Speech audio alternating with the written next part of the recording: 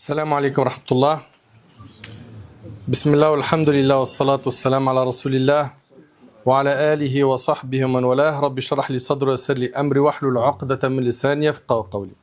Mes chers frères, mes chères sœurs, tout d'abord je remercie Allah Tabarak wa Ta'ala de m'avoir facilité ce déplacement et d'être en votre compagnie. J'implore Allah Tabarak wa Ta'ala de récompenser les responsables de la mosquée pour cette invitation. Et je demande à Allah Tabarak wa Ta'ala de vous récompenser pour votre déplacement. Qu'Allah Tabarak wa Ta'ala vous bénisse, vous préserve et nous accorde à tous et à toutes une science utile. Chers frères et sœurs, aujourd'hui on a rendez-vous avec le voyage nocturne. Le voyage nocturne. Il s'agit d'un voyage qu'a fait notre prophète sallallahu alayhi wa sallam, qui a été historique. Un voyage qui est plein d'enseignements. Un voyage dans lequel le prophète sallallahu alayhi wa sallam a été honoré par Allah tabarak wa ta'ala. Chers frères, chères sœurs, comme vous le savez, le prophète sallallahu alayhi wa sallam, il reçoit la révélation dans la grotte de Hira, Iqra. De là, il déploie énormément d'énergie pour appeler les gens à l'islam. Il va connaître, dans un premier temps, ce que l'on appelle ad-da'wa sirriya. C'est la da'wa secrète qu'il va faire pendant 3 ans. Jusqu'à ce qu'Allah Tabarak wa Ta'ala va lui donner l'ordre de faire la da'wa de manière ouverte. Puis, quand il va faire cette da'wa, cela va choquer de plus en plus les Qurayshites, les kuffars de la Mecque, et ils vont s'en prendre à ses compagnons. Et en parallèle, ils vont négocier avec lui car il est protégé par son oncle Abu Talib, qui n'était pas musulman. Donc ils vont faire souffrir les compagnons, comme c'est le cas de Bilal radiallahu anhu, ou bien la famille de Ammar ibn Yasir, sa mère Soumaïa, qui est la première martyre de l'islam. Les Qurayshites ont été injustes envers les compagnons du prophète sallam.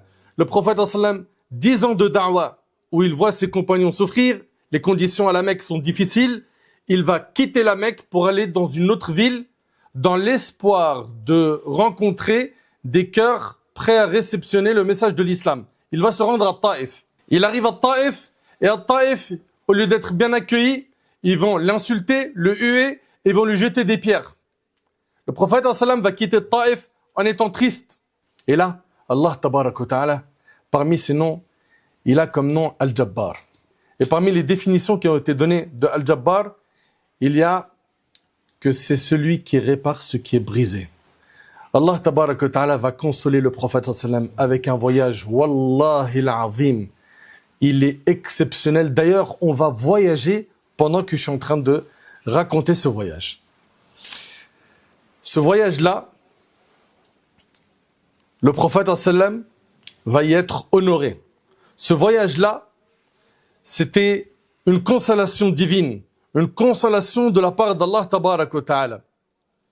Allah tabarak wa ta'ala lui fit savoir que si les habitants de la terre se sont détournés de toi, alors les habitants du ciel sont venus à toi en t'honorant, et il dirigera dans ce voyage-là la prière avec les prophètes derrière lui en tant qu'imam.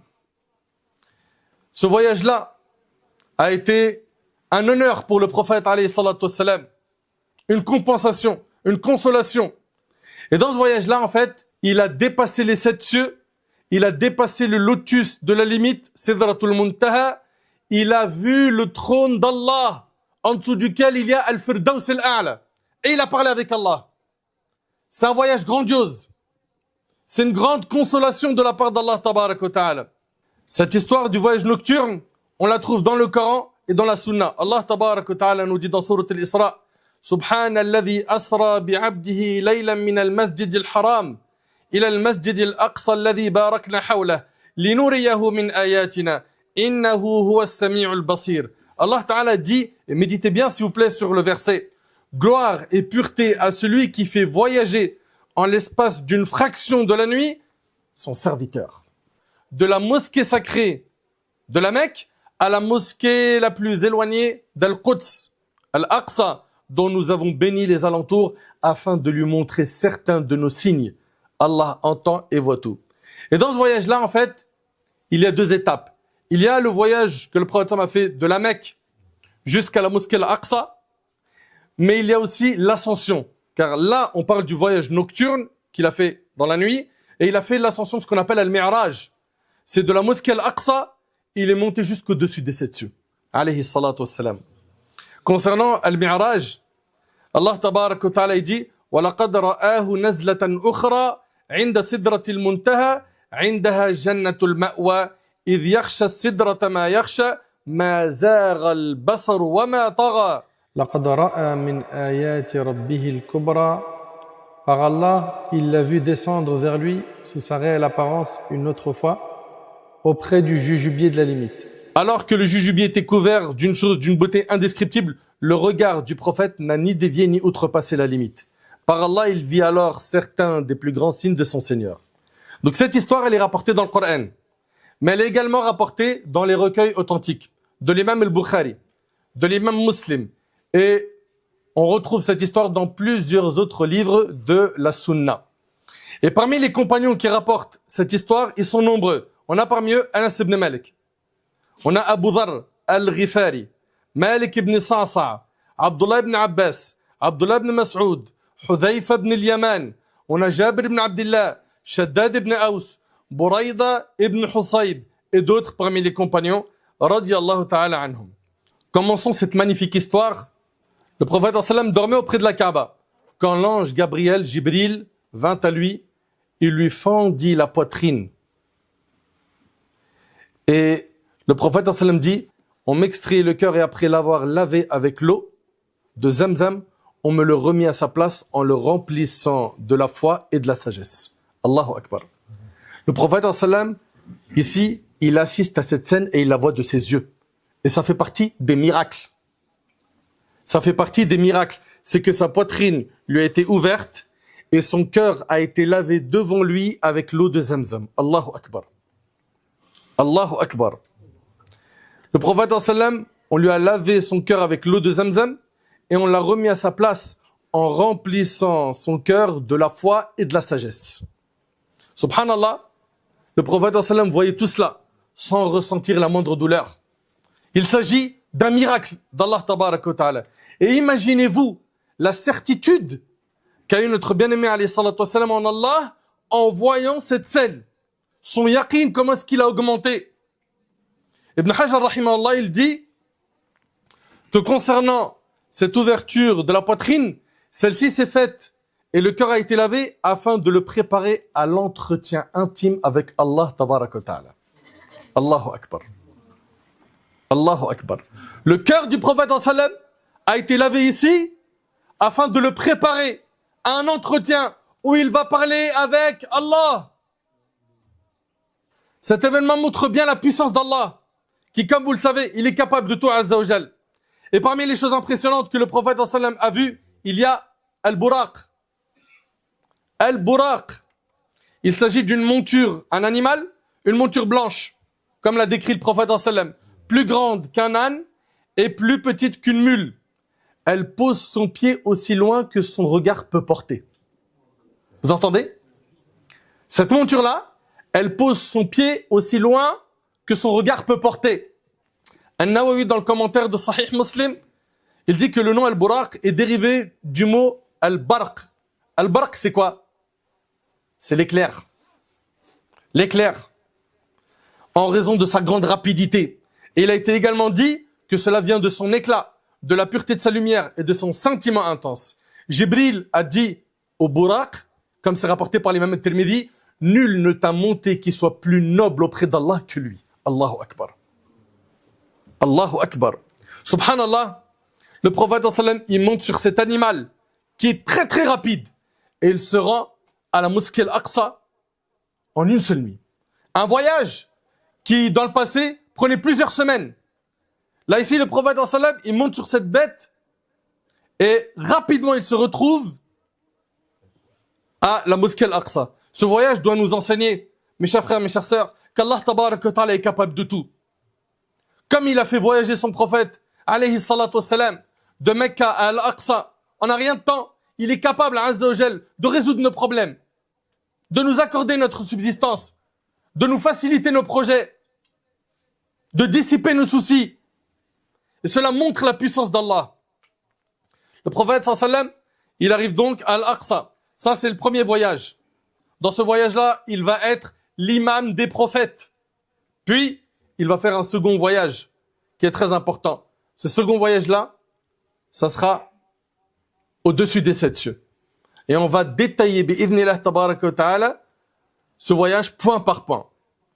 Donc, il s'est retrouvé dans un premier temps à Al-Aqsa. Al-Aqsa, qui se trouve en Palestine, qui a une place immense dans notre cœur, qu'Allah tabaraka wa ta'ala libère les opprimés partout dans le monde. Mes chers frères, mes chères sœurs, la communauté du prophète sallallahu alayhi wa sallam a été unanime sur le fait que le voyage nocturne s'est effectué avec le corps et l'âme noble du prophète Mohammed sallallahu alayhi wa sallam, comme cela a été rapporté par Ibn al-Qayyim, car certains prétendent que c'était seulement avec l'âme et non avec le corps qu'il a fait ce voyage.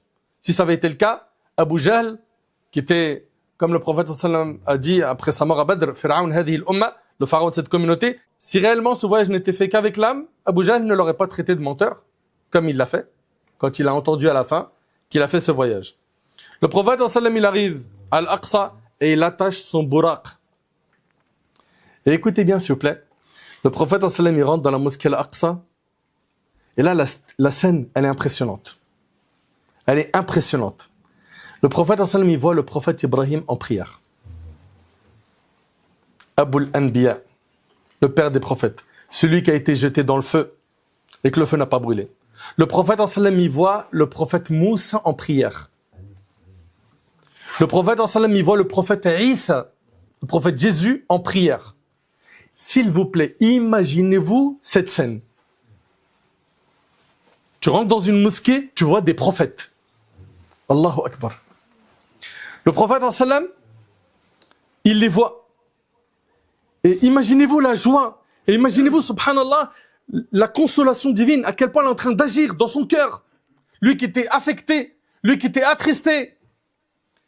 Le prophète sallallahu alayhi wa sallam, il rentre, et après que les prophètes se soient tous alignés, l'ange Jibril dit au prophète, « Oh Muhammad, dirige la prière. » Allahu Akbar.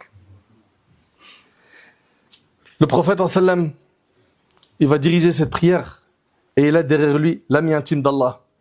Il a Isa, alayhi salam, qui faisait revivre les morts par la permission d'Allah. Il a Moussa, alayhi salam, pour qui la mer s'est divisée en plusieurs chemins. Est-ce qu'il a prié avec tous les prophètes, sans exception, ou une partie d'entre eux? Dans la version de l'imam Ahmad selon Ibn Abbas, il est rapporté, après l'accomplissement de la prière, il se retourna et vit tous les prophètes prier derrière lui. Ce qu'on a, c'est « فَإِذَا النَّبِيُّونَ أَجْمَعُونَ يُصَلُّونَ مَعَهُ » Dans cette version-là, on voit que tous les prophètes priaient derrière lui. Sauf que dans la version de l'imam Al-Bukhari et Muslim, dans cette version-là, la version d'Abi Huraira, qui est plus authentique, il est dit « Et je me suis vu au milieu d'un groupe de prophètes. » D'un groupe de prophètes. C'est la version la plus authentique. Imaginez-vous sa joie. Imaginez-vous sa joie. Subhanallah. Je ne sais pas si on réalise. Tu rentres dans une mosquée et tu vois des prophètes. C'est immense.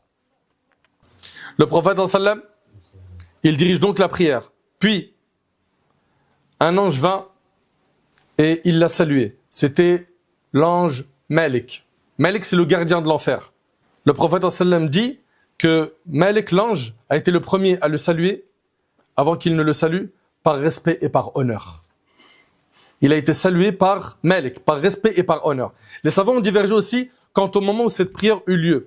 Est-ce qu'elle a eu lieu avant que le prophète sallallahu alayhi wa sallam monte dans les cieux, ou est-ce que c'est à son retour du voyage qu'il a fait dans les cieux qu'il a vu les prophètes et il a dirigé la prière en tant qu'imam? Ibn Hajar rahimahullah, il dit que ce qui apparaît, il dit c'est ce qui est le plus évident, c'est que sa prière avec eux à Bayt al-Maqdis eut lieu avant l'ascension. Donc avant même de monter dans les cieux, il a dirigé la prière avec les prophètes. L'ange Gabriel lui a montré le châtiment des gens dans leur tombe. Il lui montra le châtiment des gens dans leur tombe, mais il lui a montré également le prophète Moussa qui est en train de faire sa prière dans la tombe. Subhanallah, d'après Anas, le prophète sallallahu alayhi wa sallam, il dit que dans le voyage nocturne, il dit « Je suis passé près de Moussa qui était debout en train de prier dans sa tombe. » Et c'est rapporté par Muslim. Est-ce qu'il s'agit de prière obligatoire que le prophète Moussa faisait dans sa tombe? Absolument pas. Absolument pas. Mais on retrouve que des savants comme Ibn Taymiyyah, il dit que cette prière-là, c'était une prière qui était accomplie par pur plaisir. Dans ce qu'il a vu dans les tombes, il a vu des scènes qui sont choquantes. Parmi ces scènes, il a vu des gens avec des ongles de cuivre se griffer le visage et la poitrine. Le prophète, le hadith il est rapporté par Abu Daoud selon Anas, il dit à Jibril, qui sont ces gens-là? Ils ont des ongles de cuivre, ils se griffent le visage et la poitrine. Et Jibril lui a dit, ce sont ceux qui mangeaient la chair des gens. Allahu Akbar. Ceux qui sont dans la médisance, ils parlent en mal des gens. Pourquoi est-ce que tu ne contrôles pas ta langue? Garde le silence, tais-toi. Il a dit, ce sont ceux qui mangeaient la chair des gens et portaient atteinte à leur honneur. Allahu Akbar. Mais occupe-toi de tes péchés. Ne prononce jamais la médisance et ne l'écoute pas. Tu vois des gens, ils sont dans un cercle, ils commencent à parler sur quelqu'un. Fais l'amr bil ma'rouf, ordonne le bien. Dis-leur, les frères, craignez Allah. Mes sœurs, craignez Allah. Ce que vous faites, c'est un grand péché, c'est grave. Ces gens-là, ils ne s'en rendent pas compte. Ils sont en train de distribuer leurs hasanat. Parmi les scènes que le prophète sallam a vues également, concernant les châtiments de la tombe, dans le hadith de Anas qui est rapporté par Ahmed, le prophète sallam il a dit, j'ai vu au cours de la nuit de mon ascension des gens, écoutez bien, des gens dont les lèvres étaient coupées avec des cisailles de feu. Des gens dont les lèvres étaient coupées avec des cisailles de feu. Et là, il a dit, qui sont ces gens, ô Jibril? Il répondit, ce sont les orateurs de ma communauté, ceux qui disent ce qu'ils ne font pas. Ceux qui disent ce qu'ils ne font pas. Il dit un tel fait la prière, lui il prie pas. Il dit un tel arrête de mentir, mais lui il ment. Il dit un tel touche pas à l'argent sale et lui il touche. Fornique pas et lui fornique. Regarde pas le haram et il regarde. Il a dit, ce sont les orateurs de ma communauté, ceux qui prêchent, ceux qui disent ce qu'ils ne font pas et récitent le livre d'Allah sans le mettre en pratique. Qu'Allah il nous en préserve. Qu'Allah il nous en préserve. Ça, c'est ce qui les attend dans leur tombe. Le prophète, en racontant à ses compagnons ce qu'il a vu dans le ciel, dans son voyage donc nocturne et l'ascension, il dit, Jibril me fit monter vers le ciel et j'ai senti une odeur exquise. Je demandais à Jibril, quelle est cette odeur? Il me dit, c'est l'odeur de la coiffeuse de la fille du pharaon et de ses enfants.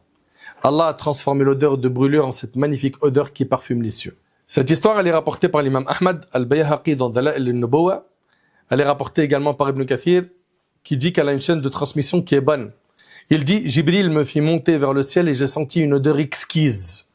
Je demandais à Jibril, quelle est cette odeur? Il me dit, c'est l'odeur de la coiffeuse de la fille du pharaon et de ses enfants. Allah a transformé l'odeur de brûlure en cette magnifique odeur qui parfume les cieux. Le prophète sallam dit à Jibril, et quelle est son histoire?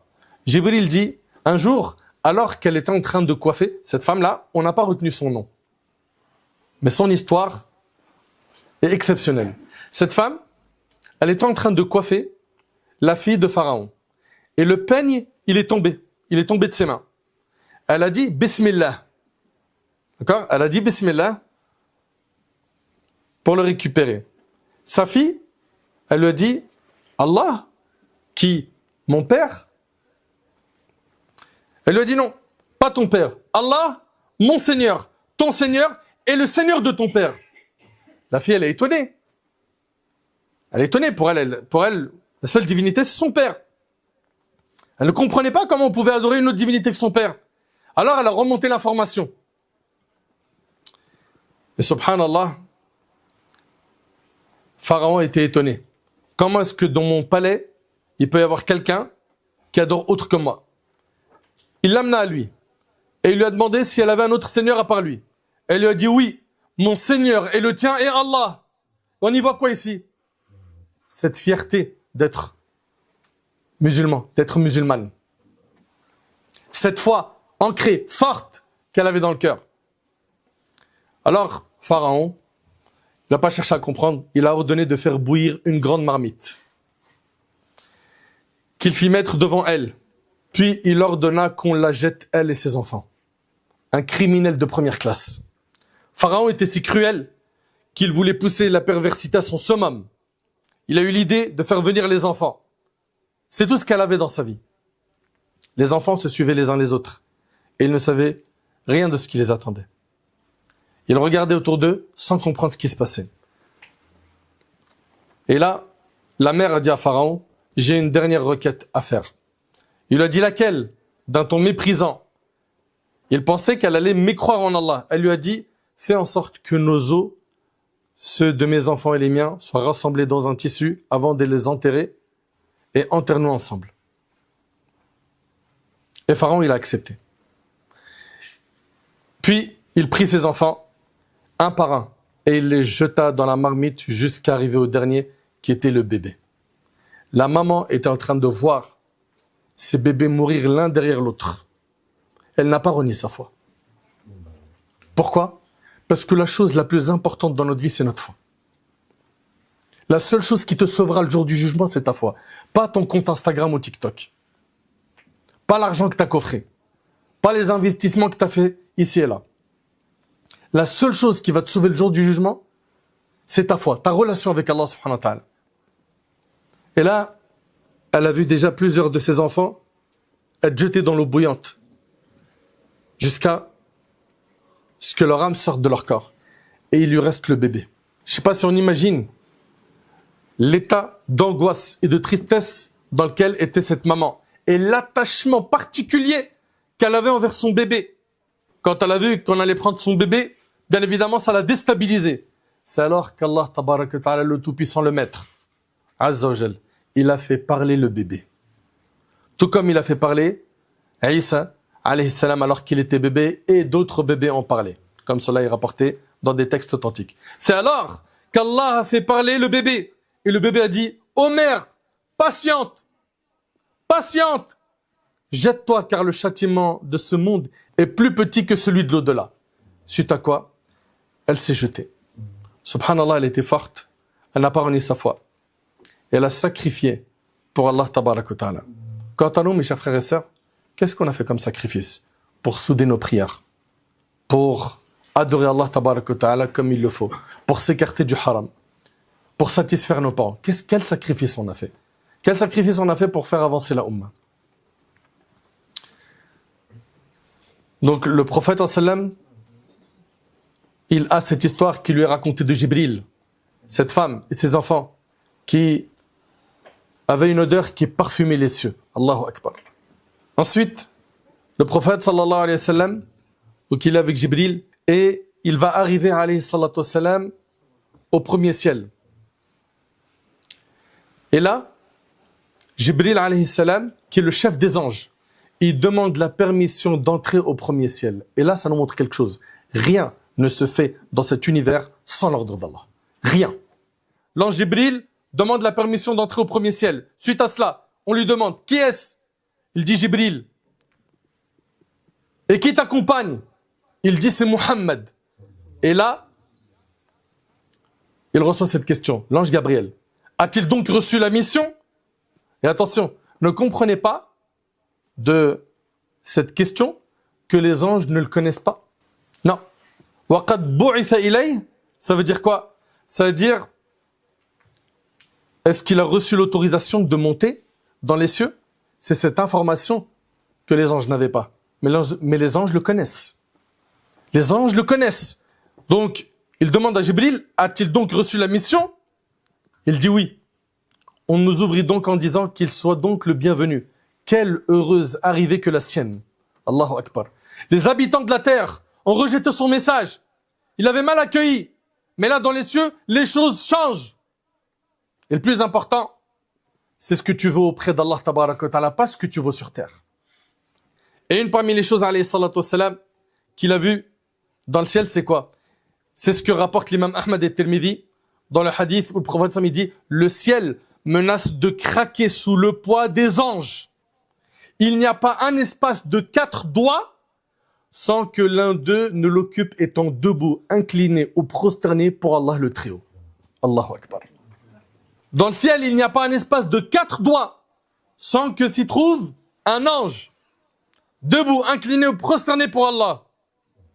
Les anges ne désobéissent jamais à l'ordre d'Allah tabarak wa ta'ala. Notre prophète sallallahu alayhi wa sallam, dans ce premier ciel, il va rencontrer le père de l'humanité. C'est qui? Le prophète Adam alayhi salam. Et d'ailleurs, Al-Hafidh ibn Rajab al-Hanbali, rahimahullah, dans Fath al-Bari, dans l'explication de Sahih al-Bukhari, il dit que le prophète sallam, ce qu'il a vu, le prophète sallam, dans le ciel, ce sont uniquement leurs âmes, les âmes des prophètes. À l'exception de Isa, qui a été élevé au ciel avec son corps. Vous suivez? Très bien. Adam, alayhi salam, était assis, donc au premier ciel, ayant à sa droite des ombres et d'autres ombres à gauche. Chaque fois qu'il regardait à droite, il souriait. Et lorsqu'il regardait à gauche, il pleurait. Quant à ces ombres qui sont à sa droite et à sa gauche, ce sont les âmes de ses descendants. Ceux d'entre eux qui sont à droite sont les élus du paradis. Les ombres qui sont à gauche sont les élus de l'enfer. C'est pourquoi lorsqu'il regarde à droite, il sourit. Et lorsqu'il regarde à gauche, il pleure. Adam a salué le prophète sallallahu alayhi wa sallam. Et il a dit, bienvenue le prophète vertueux et le fils des vertueux. C'est une grande parole. C'est une grande parole. Subhanallah. Puis l'ange Jibril continue son voyage avec le prophète sallallahu alayhi wa sallam en se dirigeant vers le deuxième ciel, où il demande la permission d'entrer. Suite à cela, on lui demande, qui est-ce? C'est Jibril. Et qui t'accompagne? C'est Muhammad. A-t-il donc reçu la mission?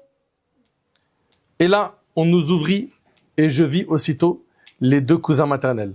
Le prophète Muhammad sallallahu alayhi wa sallam, il a vu ici deux prophètes. Le prophète Isa, Jésus, et le prophète Yahya. Yahya, fils de Zacharia, qui me souhaitèrent la bienvenue et le bien. Le prophète sallallahu alayhi wa sallam, vous imaginez, il rencontre ces prophètes. Mais imagine-toi sa joie. Puis l'ange Jibril continue son voyage avec le prophète en se dirigeant vers le troisième ciel, où il demande la permission d'entrer. On lui demande, qui est-ce? C'est Jibril. Qui t'accompagne? C'est Muhammad. A-t-il donc reçu la mission? On nous ouvrit. Subhanallah, ce voyage était vraiment une compensation pour notre bien-aimé Muhammad sallallahu alayhi wa sallam. Sur terre, ils lui ont fermé les portes. Et dans les cieux, ils lui ont ouvert les portes. Allahu Akbar. Le prophète sallam, il arrive donc au troisième ciel et il va voir qui? Il va voir le prophète Yusuf alayhi salam. Le prophète Yusuf, à qui a été assigné la moitié de la beauté humaine. Le prophète sallam, il a vu ce prophète qui est très beau, Yusuf alayhi salam. Celui-ci me souhaitait la bienvenue et le bien. Je fus ensuite porté au quatrième ciel et Jibril demanda qu'on nous ouvre. Qui est-ce? C'est Jibril. Et qui t'accompagne? C'est Muhammad. A-t-il donc reçu la mission? Oui, on nous ouvrit. Et là, il a vu le prophète Idriss, qui me souhaita la bienvenue et le bien. Allah tabaraka wa ta'ala a dit à ce sujet, وَرَفَعْنَاهُ مَكَانًا عَلِيًّا, et nous l'élevâmes à un haut rang.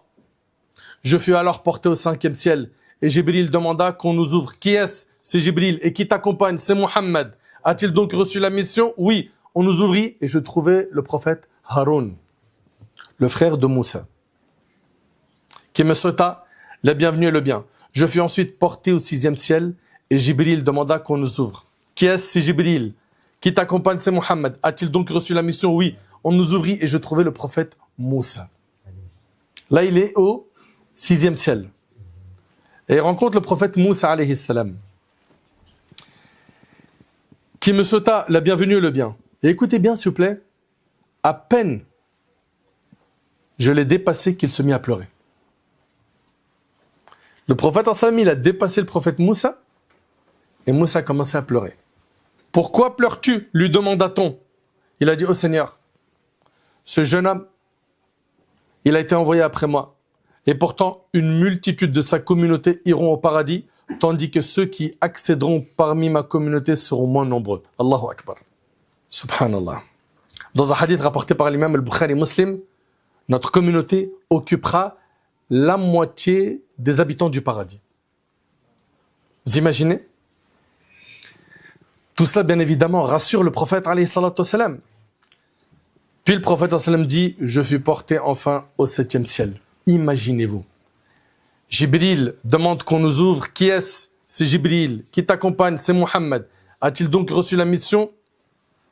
Et là, au 7e ciel, le prophète sallallahu alayhi wa sallam voit Al-Bayt al-Ma'mour. C'est la Kaaba des anges. Elle est juste au-dessus de la Kaaba, au 7e ciel. Il y a divergence entre les savants. Est-ce qu'elle est au 1er ciel, au 6e? Il y a plusieurs opinions. Dans le hadith de Anas, elle est au 7e ciel. Et nous avons comme information dans la sunna du prophète que chaque jour, 70 000 anges entrent dans Al-Bayt al-Ma'mour et ils n'en ressortent pas. Imaginez-vous le nombre d'anges.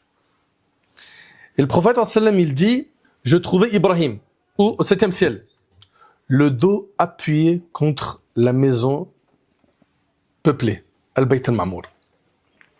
Subhanallah, le prophète Ibrahim, c'est celui qui a construit la Kaaba. Et là, au 7e ciel, il est adossé à Al-Bayt al-Ma'mour. Et qu'est-ce qu'il a dit ici, le prophète Ibrahim, au prophète Mohammed sallallahu alayhi wa sallam? Il lui a dit, salue ta communauté de ma part. Salue ta communauté de ma part. Et le hadith, il est rapporté par Tirmidhi, selon Ibn Mas'ud. Le prophète sallam, il a dit, j'ai rencontré Ibrahim la nuit de mon ascension. Et il me dit, ô Mohammed, transmets mon salut à ta nation et annonce-lui que la terre du paradis sent bon. Vous entendez ou pas? Et annonce-lui que la terre du paradis sent bon et que son eau est suave. Annonce-lui que le paradis est fait de plaine et que sa semence, tu veux semer au paradis, et que sa semence consiste à répéter Subhanallah, Alhamdulillah, La ilaha illallah, Wallahu Akbar. Avec ça, tu plantes au paradis. Subhanallah, Alhamdulillah, La ilaha illallah, Wallahu Akbar. Et le hadith est rapporté par Tirmidhi. Subhanallah, Allahu Akbar. Notre plus grande joie est dans le fait que nous appartenons à sa communauté. Alhamdulillah, Wallahi al-Azim, c'est un bienfait immense. Nous devons être fiers. Nous devons être fiers d'être des musulmans. Aujourd'hui, on a des gens, ils sont fiers de quoi? De leur origine, de leur couleur de peau, de leur diplôme, de leur visibilité sur les réseaux sociaux. Tout ça, ça vaut rien si tu es coupé d'Allah. Puis le prophète sallallahu alayhi wa sallam dit, Jibril m'emmena vers Sidratul Muntaha, le lotus de la limite. Ce fut la première fois qu'un être humain atteindit cet endroit. Le lotus de la limite est un arbre dont les feuilles ressemblaient aux oreilles d'éléphant et les fruits étaient grands comme les cruches. Et subhanallah, le prophète alayhi salatu wassalam, il se retrouve à voir le paradis. Allahu Akbar. Vous imaginez de Taïf, la difficulté qu'il a connue à Taïf et avant ça à Mecca. Et là, il rencontre les prophètes, il dirige la prière avec les prophètes, il monte dans les cieux, les prophètes le saluent et il se retrouve ensuite à arriver à un endroit, le lotus de la limite. Et il voit le paradis, il voit les fleuves, les couleurs, les maisons, les tapis, les arbres, le sol. Et d'ailleurs, on a énormément de descriptions dans nos textes du paradis. Dans ce voyage, il a vu l'ange Gabriel sous sa forme angélique. Il l'a vu et il a dit dans le hadith qui est rapporté par Ahmed ibn Mas'ud, j'ai vu Jibril à côté du lotus de la limite. Et Allah l'avait doté de 600 ailes. De ses plumes se répandaient des perles et des rubis de toutes les couleurs. Allahu Akbar. Puis, pendant qu'il était en face de la porte du paradis, il fut mis à l'épreuve. On lui apporta 2 récipients. Un qui contenait du vin et un qui contenait du lait. Il a choisi le lait.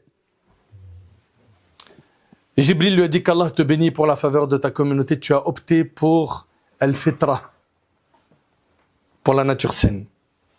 Il a eu un choix et notre bien-aimé alayhi salatu wassalam, toute sa vie, il a été droit. C'est le plus pieux des pieux, alayhi salatu wassalam. Quand toi, tu as le choix entre le haram et le halal, qu'est-ce que tu choisis? Est-ce que tu suis le modèle qu'Allah a envoyé pour l'humanité? Ou est-ce que tu suis les faux modèles qu'on a aujourd'hui sur Internet? Dans ce voyage-là, le prophète sallam, il voit, je le dis, je le répète, le lotus de la limite, il a vu le paradis, il a vu l'enfer, et le prophète sallam, il voit le trône d'Allah. Et en dessous du trône d'Allah se trouve Al-Firdaus al-A'la, comme il nous l'a rapporté, alayhi salatu wassalam. Puis il va se retrouver dans un dialogue privé avec le maître de l'univers, Allah le Créateur, qui va lui donner l'ordre d'accomplir 50 prières par jour. Vous imaginez 50 qui, on va le voir, vont être réduites à 5 avec la récompense de 50. Et il va parler avec Allah tabaraka wa ta'ala. Il ne le verra pas. Il ne va pas voir Allah tabaraka wa ta'ala. Comme l'a dit Ibn Hajar rahimahullah et d'autres, mais il va parler avec Allah subhanahu wa ta'ala. Et lui qui aura vu le trône, il va même décrire les anges qui portent le trône. Il va dire dans le hadith de Jabir qui est rapporté par Abu Daoud, il m'a été permis de parler de l'un des anges d'Allah parmi les porteurs du trône. La distance entre le lobe de son oreille, de l'ange là qui porte le trône d'Allah, il y en a plusieurs. La distance entre le lobe de son oreille et son épaule est équivalente à un parcours de 700 ans. Tu t'imagines? Le prophète, alayhi salatu wassalam, il reçoit cette révélation d'accomplir 50 prières par jour. Et qu'est-ce qui va se passer? Il redescend donc au 6e ciel. Et là, il rencontre qui au 6e ciel? Le prophète Moussa, alayhi salam.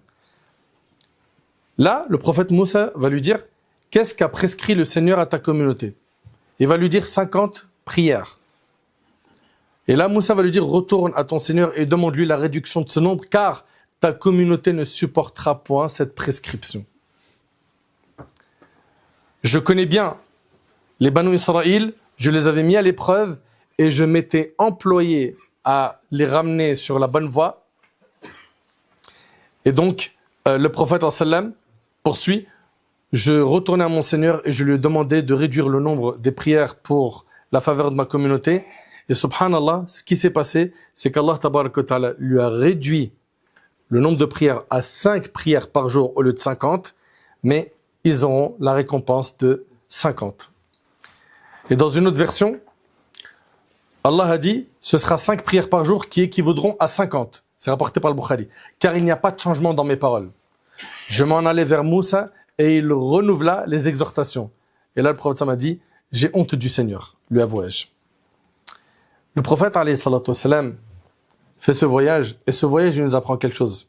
Ce voyage nous apprend à connaître la valeur du prophète sallam. Il a été valorisé par les prophètes, par les anges. Il a parlé avec Allah, tabarak wa ta'ala, le Seigneur des mondes. Une fois sur terre, imaginez-vous à quel point il est heureux, à quel point il est consolé, à quel point il est rechargé. Essayez d'imaginer la force qu'il avait après ce voyage. Une fois sur terre, il annonce cette nouvelle aux gens. J'ai fait le voyage nocturne et l'ascension. Et les gens refusaient de croire. Car les caravanes mettaient 1 mois pour faire ce voyage. Comment aurait-il pu le faire en une nuit? Puis les gens sont partis voir Abu Bakr, radiyallahu anhu, le meilleur compagnon du prophète sallallahu alayhi wa sallam, pour lui parler de ce qu'a vu le prophète sallallahu alayhi wa sallam. Et ils voulaient lui demander son avis. Et Abu Bakr radiyallahu anhu a dit, si le prophète alayhi salatu wassalam l'a dit, c'est que c'est vrai.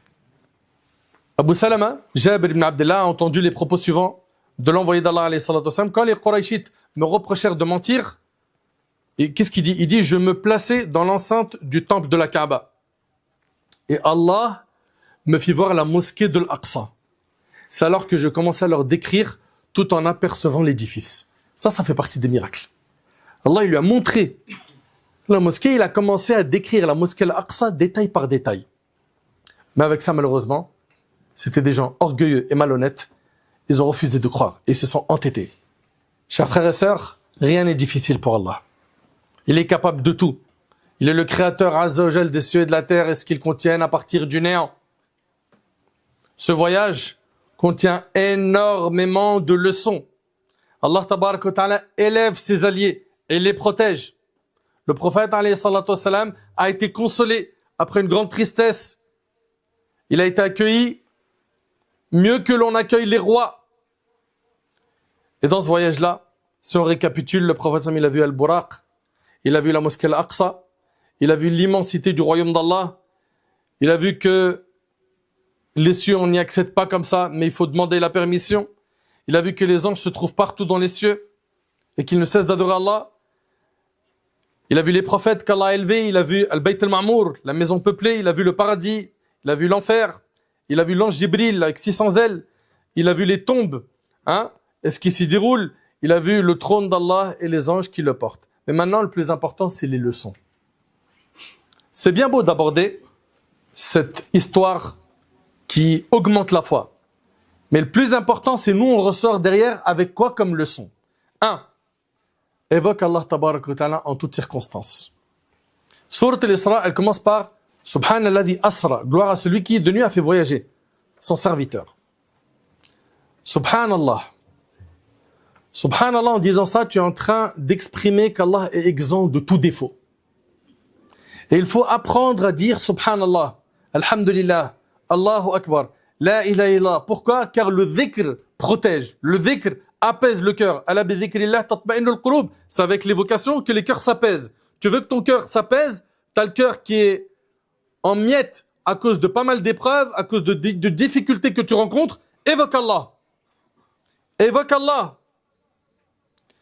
Ça, c'est donc la première leçon. On doit ressentir avec le dhikr. Allah, il dit, wa im min shay'in illa yusabbihu bihamdih. Il dit, il n'est rien qui ne glorifie Allah par sa louange. Tout glorifie Allah. Multiplions donc les formules de rappel. Quand tu dis Subhana Rabbiyal Azim, Subhana Rabbiyal A'la, comprends ce que tu es en train de dire. Gloire et pureté à mon Seigneur, le Très-Haut. Deuxième leçon, c'est la noblesse de la servitude. Fais le nécessaire pour être un vrai serviteur d'Allah. Ne négocie pas ses ordres. Wallahi wa Rabbil Kaaba. Tout le bien se trouve dans ce qu'Allah a ordonné. Et dans ce qu'il a interdit. Et dans ce que le prophète sallam a ordonné et interdit. Et toute personne qui met bien en pratique la religion d'Allah vivra avec un cœur apaisé. Fais le nécessaire pour être un serviteur d'Allah. Ma sœur, fais le nécessaire pour être une servante d'Allah. Subhanalladhi asra bi'abdihi. Gloire et pureté à celui qui fit voyager en l'espace d'une fraction de la nuit son serviteur. Troisième leçon, prends conscience de la puissance d'Allah. Dans cette histoire-là, on a vu quoi? Que le prophète sallam a assisté à l'ouverture de sa poitrine et son cœur a été lavé devant lui. Dans cette histoire, on a vu Al-Buraq, une bête très très rapide. Dans cette histoire, on a vu que le prophète sallam est monté dans les cieux. Il a rencontré les prophètes. Il a dépassé le lotus de la limite. Il a atteint un endroit que personne au monde n'a atteint. Ces choses qui montrent sa puissance doivent nous laisser avec ce point à l'esprit qu'Allah est capable de résoudre nos problèmes et nous faciliter nos affaires. Il est capable de tout, Azza wa Jal. Invoque donc Allah tabaraka wa ta'ala pour cela. Quatrième grande leçon, la contemplation des merveilles de la création d'Allah. Lorsque l'homme contemple la grandeur d'Allah, qu'il réalise la perfection de son œuvre et l'immensité de sa puissance, il trouve alors la sérénité dans sa foi et la confiance dans sa religion. Cinquième leçon, le rang et l'importance de la mosquée Al-Aqsa dans notre religion. La mosquée Al-Aqsa occupe une place très importante dans notre religion, étroitement liée à la croyance musulmane depuis les débuts de la révélation. Elle fut la qibla de l'ensemble des prophètes avant le prophète sallam. Le prophète sallam s'est même dirigé dans un premier temps en direction de l'Aqsa. Elle a une place dans notre cœur qui est hyper importante. Sixième leçon, c'est que le prophète sallam, c'est l'imam des prophètes et des messagers. C'est le sceau des prophètes. C'est l'élu parmi les créatures. C'est la meilleure créature qu'Allah tabaraka wa ta'ala a créée. C'est le meilleur des prophètes alayhi salatu wassalam.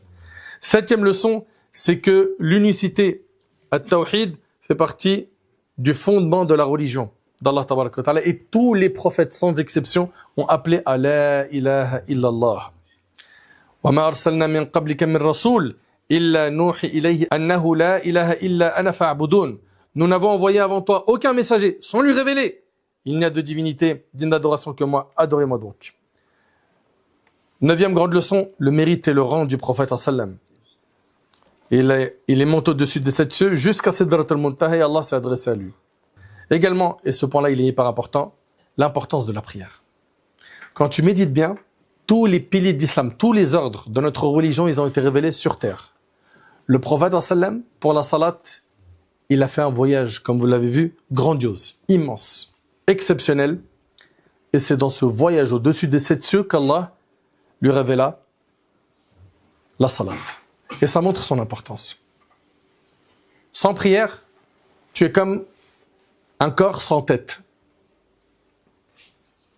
Tu es sans âme, sans vie. C'est pour ça que tu dois faire le nécessaire pour te reconnecter à la salat. Te laisse pas avoir par le diable qui te dit c'est impossible. Wallahi que c'est faisable. Mais juste, fais les pas vers Allah. Invoque Allah. Fréquente des milieux sains. Regarde ta fréquentation, elle ressemble à quoi? Tu te poses des questions, tu n'arrives pas à faire salat. Tu fréquentes qui? Tu regardes quoi? Tu penses à quoi? T'aimes quoi? Ton cœur est rempli de quoi? Remplis-le d'amour d'Allah. Et tu verras que la salat, elle prendra un autre goût. Également, les principes et les positions. Abu Bakr, il défend la vérité. Et il dit tout de suite, si le prophète Samil a dit, c'est que c'est vrai. Soit de ceux-là, ceux qui défendent la vérité. Et le dernier point, c'est, malgré les moqueries, les rejets et les accusations, le prophète sallam a continué à faire da'wah avec courage, avec sincérité et en ayant une confiance absolue en Allah. Ton rôle dans la da'wah, il est où? Où est ton rôle dans la da'wah? Combien de personnes tu as été la cause de leur guider? Combien de personnes tu as été la cause qu'aujourd'hui ils aiment Allah? Subhanallah, on est arrivé à un stade aujourd'hui où même quand on prêche, c'est sec. On ne transmet plus l'amour dans notre religion, l'amour d'Allah, l'amour du prophète sallam. Enseigne aux gens les noms d'Allah, afin qu'ils aiment Allah, qu'ils connaissent Allah. Car une fois que l'ingrédient de l'amour s'est installé dans le cœur, une fois qu'ils aiment Allah, vous allez voir, ils vont bi'idhnillah tabaraka ta'ala se réformer et devenir des gens pieux. Donc, la da'wah, le prophète sallam, il ne s'est pas reposé pendant 23 ans. Pendant 23 ans, il a reçu la révélation, il a rempli cette mission comme il le fallait. Aujourd'hui, c'est nous. C'est nous qui avons cette responsabilité de faire la da'wah. Par notre comportement, avec notre bagage religieux, à nos collègues, nos voisins, notre famille, nos proches, nos enfants. Fais donc la da'wah. Fais le nécessaire pour bien éduquer tes enfants. Fais le nécessaire pour bien éduquer tes enfants. Monte des projets pour aider la communauté. Rejoins des associations pour leur donner de la force. Mets tes compétences au service de la Ummah. Tu es capable de faire quelque chose, mais bouge-toi. Wallahi, mes chers frères, mes chères sœurs, que l'objectif du ilm, c'est l'amal. Quand on apprend, c'est pour mettre en pratique. Si on écoute pendant 1 heure une conférence où il y a plein de leçons et qu'on met rien en pratique, il faut qu'on se pose 1000 questions. Et jusqu'à quand on aura ce comportement? Chacun doit être convaincu qu'il est capable d'accomplir des choses à son échelle. Mes chers frères, mes chères sœurs, nous étions avec le voyage le plus historique qui n'ait jamais existé. Le voyage nocturne et l'ascension. J'implore Allah tabaraka wa ta'ala de faire que ces paroles nous soient profitables. J'implore Allah tabaraka wa ta'ala de nous accorder la sincérité, la véracité dans les paroles et dans les actions. Qu'Allah tabaraka wa ta'ala nous compte parmi les pieux. Qu'Allah tabaraka wa ta'ala fasse de nous des clés pour le bien, des barrières contre le mal. Qu'Allah tabaraka wa ta'ala nous accorde une bonne fin.